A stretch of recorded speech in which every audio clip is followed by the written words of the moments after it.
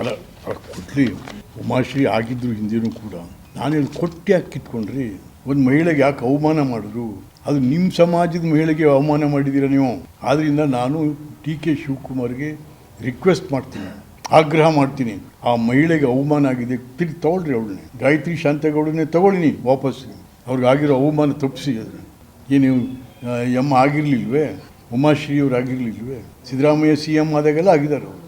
ನಿಜಕ್ಕೂ ಕೂಡ matured activities, mature movement ಇದೆಯಲ್ಲ ಡಿ.ಕೆ. ಶಿವಕುಮಾರ್. ನಮ್ಮ ಗಣರಾಜ್ಯ ವ್ಯವಸ್ಥೆಯಲ್ಲಿ ಯಾವುದೇ ರಾಜ್ಯಗಳು ಕೇಂದ್ರ ಸರ್ಕಾರದೊಡನೆ ಒಳ್ಳೆ ಬಾಂಧವ್ಯ ಇಟ್ಕೊಂಡು ತನ್ನ ಅಭಿವೃದ್ಧಿಗೆ ಕಾರಣ ಆಗ್ತಾವೆ. ಇಲ್ಲಿ ಹಿಂದೆ ಏನಾಗಿತ್ತು?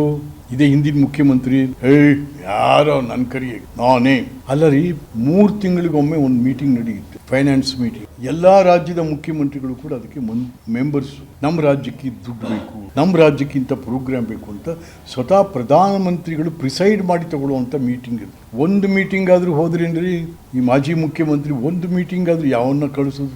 ಕೃಷ್ಣ ಬೈರೇಗೌಡ ಅವನು ಯಾವನ? ಇಷ್ಟೇ ನಿಮಗೆ ರಾಜ್ಯದ ಅಭಿವೃದ್ಧಿಯ ಬಗ್ಗೆ ನಿಮಗಿದ್ದಂಥ ಕಾಳಜಿ ಇಷ್ಟೇ. ಬಟ್ ಅದೇ ಶಿವಕುಮಾರು ಪ್ರಧಾನಮಂತ್ರಿಗಳ ಹತ್ರ ಕೂತ್ಕೊಂಡು, ಸರ್ ನಾವು ನಿಮ್ಮ ಜೊತೆಗೆ ಕೇಂದ್ರ ಸರ್ಕಾರಕ್ಕೆ ನಾವೆಲ್ಲ ರೀತಿ ಸಪೋರ್ಟ್ ಕೊಡ್ತೀವಿ, ನಮ್ಮ ಕೆಲಸ ಮಾಡ್ಕೊಂಡು ನಮ್ಮ ರಾಜ್ಯದ ಅಭಿವೃದ್ಧಿಗೆ ಸಹಾಯಕರಾಗಿ. ಎಂಥ ಮಾತು ಇದು! ಅಯ್ಯೋ, ರಿಯಲಿ ಇವೆಲ್ಲ ಪ್ಲಸ್ ಆಗ್ತಾ ಇದ್ದಾವೆ ಪ್ರಧಾನಮಂತ್ರಿ. ಏಕೆಂದರೆ ಕೇಂದ್ರ ಸರ್ಕಾರದೊಡನೆ ಸಂಬಂಧ ಇಟ್ಕೊಂಡು ಹೋಗ್ಬೇಕಲ್ಲ. ಈಗ ನೋಡಿ, ಮೊನ್ನೆ 4,000 ಕೋಟಿ ಚಿಲ್ಲರೆ ಕೊಟ್ಟರು. ಹಿಡ್ದು ದಿವಸ ಏನಾಗ್ತಾ ಇತ್ತು, ಕಟ್ಟಾಗ್ತಾ ಇತ್ತು ಪೂರ.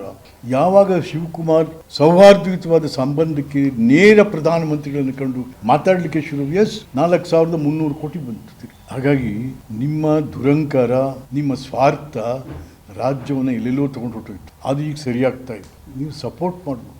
ಅದನ್ನು ಬಿಟ್ಬಿಟ್ಟು ನೀನು ಎಲ್ಲಪ್ಪ ನಿಂದು ಮುಗೀತು ನಡಿ ಆಯ್ತಲ್ಲ. ಹಾಂ, ಹೋಗ್ಬೇಕಾಗಿ ಪ್ರಮಾಣ ವಚನ ಸ್ವೀಕಾರಕ್ಕೆ ಮಾಜಿ ಮುಖ್ಯಮಂತ್ರಿಗಳು ಹೋಗಿ ಎಲ್ರಿಗೂ ಆಶೀರ್ವಾದ ಮಾಡಿ ಒಳ್ಳೆತನದಲ್ಲಿ ಹೋಗ್ರಪ್ಪ, ನಡ್ಸ್ಕೊಂಡು ಹೋಗಿ ಅಂತ ಹೇಳ್ಬೇಕು. ಅದು ದುರಂಕಾರ, ಸ್ವಾರ್ಥ ಮತ್ತು ಅಲ್ಲ.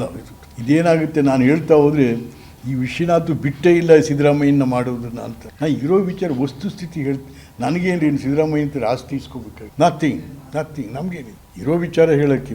ಇಡೀ ರಾಜ್ಯದಲ್ಲಿ ನಾನು ಒಬ್ಬನೇಪ್ಪ ಹೇಳ್ತಾ ಹೋಗಿ, ನೀನು ಸರಿ ಇಲ್ಲ, ನಿನ್ನ ನಡವಳಿಕೆ ಸರಿ ಇಲ್ಲ, ನಿನ್ನ ಕಾರ್ಯಕ್ರಮ ಸರಿ ಹೇಳ್ತಾ ಹೋದವ್ರು ಯಾರು? ಅದು ಬೇಕಾಗಿತ್ತು ನೀವು. ಹಾಗಾದ್ರೆ ಜನತಂತ್ರ ವ್ಯವಸ್ಥೆ ಜೈ ಅನ್ನೋದಷ್ಟೇನಾ? ಜೈ ಅನ್ನೋದಷ್ಟೇನಾ? ನೋ.